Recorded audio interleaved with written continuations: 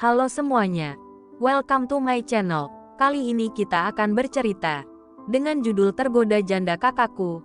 Sebelumnya jangan lupa untuk di-subscribe, like dan komen.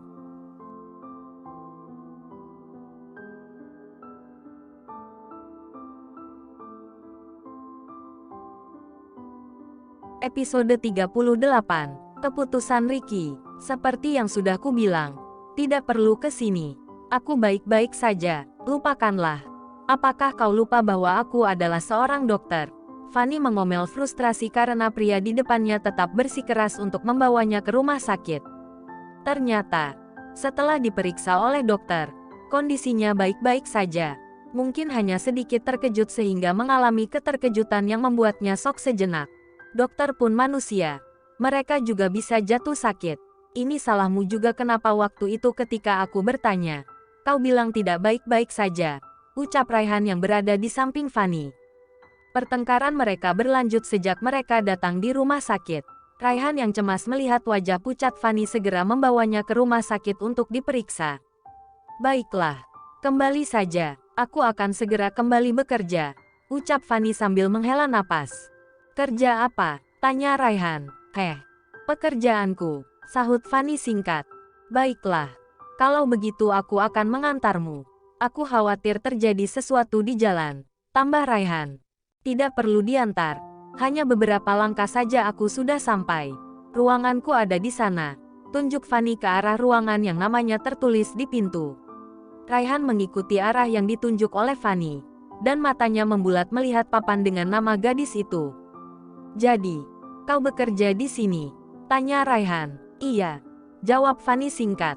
Apakah aku bisa meninggalkanmu dengan tenang? Tanya Raihan dengan nada cemas. Tidak perlu khawatir, aku akan baik-baik saja, ujar Fanny sambil bergegas menuju ruangannya.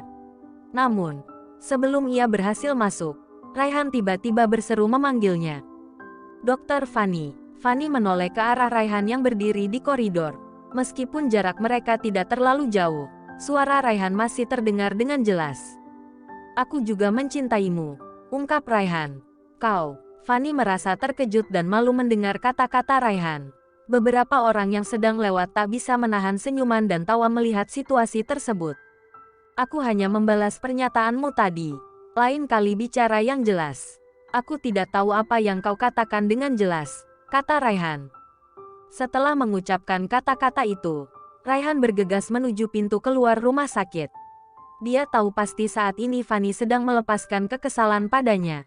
Secara tidak sengaja, ia mendengar bisikan halus dari gadis yang tadi telah ia antar.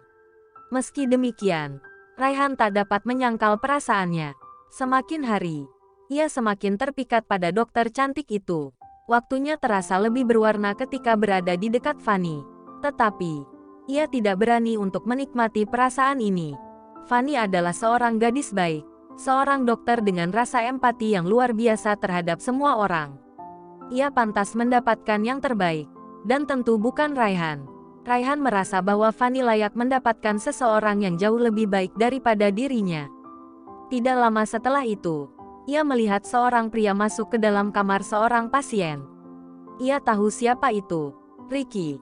Raihan tiba-tiba penasaran siapa yang sakit, mengingat orang tua Ricky masih berada di luar negeri. Dengan langkah hati-hati, Raihan mendekati kamar yang baru saja Ricky masuki.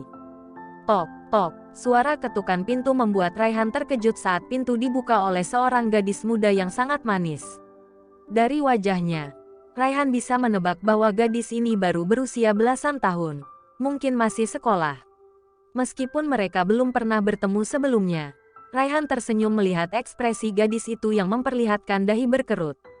Hai, aku Raihan. Maaf jika aku mengganggu. Aku seperti melihat sepupuku masuk ke kamar ini, katanya mencoba berbicara sopan. Gak ada yang masuk sini kecuali aku, jawab gadis itu sedikit tajam. Tampaknya ia tidak senang dengan kehadiran orang asing seperti Raihan. Ricky Adrian, apakah dia di sini? Tanya Raihan. Seakan-akan sudah tahu jawabannya, namun tetap ingin memastikan.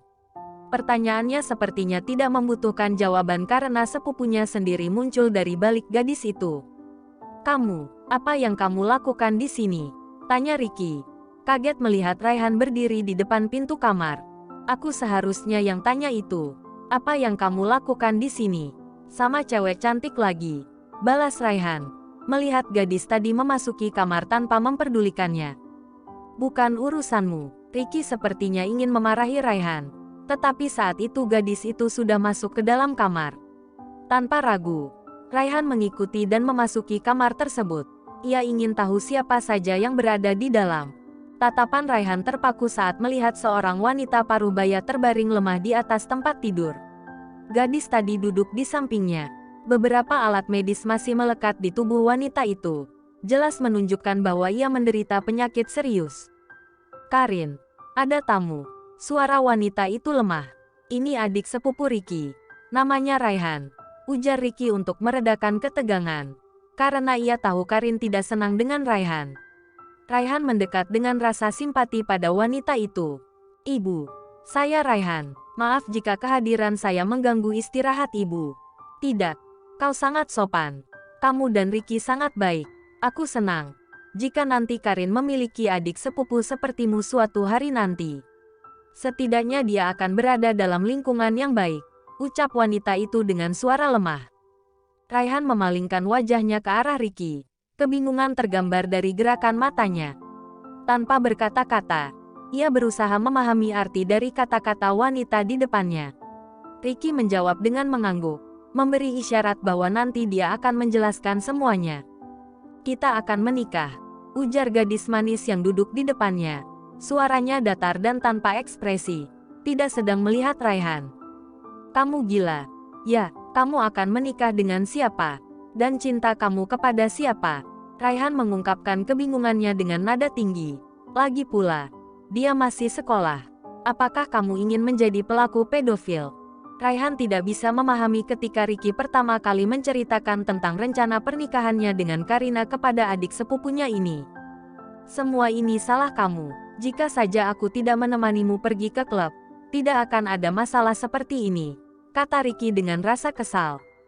Jangan salahkan aku. Jangan berpikir aku begitu bodoh sehingga mengikuti apa yang kau katakan untuk tidur di ruangan itu saat kamu tahu aku dalam pengaruh obat terkutuk. Jawab Raihan dengan nada kesal. Ini semua kesalahanmu. Pikiranku saat itu hanya ingin tidur. Dan hasilnya, kamu merusak masa depan seorang gadis. Sungguh keterlaluan, sindir Raihan dengan nada tajam. Saat ini, keduanya duduk di ruang kerja di apartemen milik Ricky. Raihan benar-benar penasaran dan telah mengikuti Ricky kemanapun dia pergi. Akhirnya, Ricky terpaksa menceritakan semuanya, termasuk momen malam itu ketika dia pertama kali menyentuh seorang gadis. Apakah rasanya enak? Goda Raihan dengan senyuman ambigu. Rasanya enak apa? Ricky membalas. Kebingungan terpancar dari ekspresinya. Rasanya memiliki hubungan dengan seorang gadis yang masih perawan. Jawab Raihan sambil mengangkat alisnya dengan tampilan mengganggu. Jangan melawak seperti itu. Aku tidak seperti kamu yang selalu berpikiran mesum. Pukas Ricky dengan nada kesal. Oh, jadi kamu tidak tertarik. Jika begitu, kamu tidak akan terlalu berusaha mendapatkan gadis itu dan menjadikannya istri. Celetuk Raihan dengan nada meremehkan. Tapi ingatlah, jika kamu tidak menyukainya, jangan sampai dia berakhir seperti mantan pacarmu, yang gagal menjadi istrimu. Lagi pula, kamu mengaku sudah tobat, ingin masuk surga seperti orang baik. Kedua pria itu terdiam sejenak saat mereka melihat Mbok Mar masuk membawa 2 cangkir kopi dan sepiring kue kering. Mereka diam-diam khawatir jika Mbok Mar mendengar percakapan mereka, karena pasti komentar Mbok Mar akan tak ada habisnya. Dan Raihan, tolong minum ini, Simbok sudah bikin kopi susu jahe. Supaya badannya hangat, ujar Simbok sambil tersenyum. Terima kasih, Mbok, jawab Raihan. Tadi Simbok mendengar kalau Den Raihan sudah berhenti. Apa benar? Kenapa dulu Den Raihan melakukannya? Apakah mencari pesugihan, atau memelihara tuyul? Enggak begitu, Mbok. Raihan sudah berhenti menggodai Simbok karena Simbok itu baik dan Raihan takut kena sial. Tidak apa-apa, Den Raihan dan Den Ricky sudah seperti anak Simbok sendiri. Simbok tidak akan marah karena hal itu. Raihan punya pertanyaan, Mbok. Bagaimana jika majikan Simbok yang tampan itu menikahi anak sekolah? Tidak ada masalah, Den. Itu bisa membuat Den Ricky tetap muda. Orang bilang, memiliki pasangan yang lebih muda bisa membuat kita tetap segar. Lagi pula, lebih baik seperti itu daripada berbuat dosa. Baiklah, Simbo memang bijak, kata Ricky sambil tersenyum puas. Sekarang giliran Ricky bertanya, bagaimana jika anak laki-laki Simbok suka berzina? Obi bersenang-senang di sana-sini, goda Ricky dengan senyuman. Raihan merasa terganggu. Simbo pasti tidak akan membiarkan itu terjadi. Simbo akan memastikan anak laki-laki itu disunat sepenuhnya agar tidak bisa berbuat sesuatu yang salah lagi. Simbo menjawab dengan tegas, membuat Ricky tertawa terbahak-bahak. Kalau disunat begitu, bagaimana bisa bermain-main lagi? Mbok, tidak adil menyunat seseorang seenaknya, keluh Raihan sambil memicingkan mata pada Ricky. Haha, baiklah. Kalau begitu apa pendapat Simbo tentang seseorang yang menikahi wanita yang tidak dicintainya? Menikah hanya karena rasa tanggung jawab, bukan karena cinta, goda Raihan lagi. Simbo Mar tampak berpikir sejenak. Percintaan tidak selalu datang dengan cara yang kita harapkan. Terkadang, meskipun kita saling mencintai, bukan berarti kita akan selalu bersatu dalam pernikahan. Bagi Simbo, seorang pria bisa disebut pria sejati jika dia bertanggung jawab. Saat Simbo menikah dulu, bukan karena cinta, tetapi karena dijodohkan. Namun, kami tetap bersatu hingga suami Simbo pergi ke alam lain. Jelas Mbok Mar. Tiba-tiba, Raihan dan Ricky terdiam tak menyangka Mbok Mar bisa memberikan jawaban begitu dalam. Baiklah, kalau begitu, kalau kau mengundurkan diri dari peran sebagai ayahnya Dharma, biar aku yang melanjutkan. Mohon doanya, Mbok, semoga Raihan bisa merebut hati istri orang.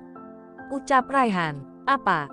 Dan Ricky melempar sepotong roti kering pada Raihan, tertawa geli. Ia tak habis pikir mengapa sepupunya senang sekali mengganggu pembantunya.